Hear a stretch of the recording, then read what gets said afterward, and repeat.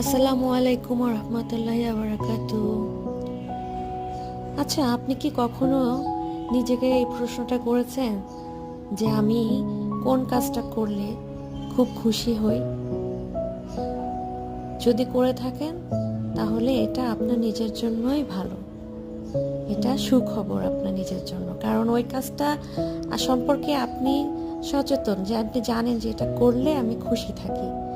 তো সেজন্য আপনি আপনাকে ভালোবাসেন, এটাই হচ্ছে আপনার প্রতি আপনার নিজের যত্ন। সবাই যে বলে নিজেকে আগে ভালোবাসো, নিজের যত্ন করো, তো সেটা আসলে কি? তবে এটা ভ্যারি করে পার্সন টু পার্সন, যে কে কোন কাজটা করলে খুশি থাকে বা খুশি হয়। অনেকের কাছে হয়তো মনে হবে এটা তো তুমি কষ্ট পাচ্ছ, যাতে কিভাবে তুমি খুশি থাকছো। আসলে ব্যাপারটা তা না, এটা এক একজনের জন্য এক এক রকমের।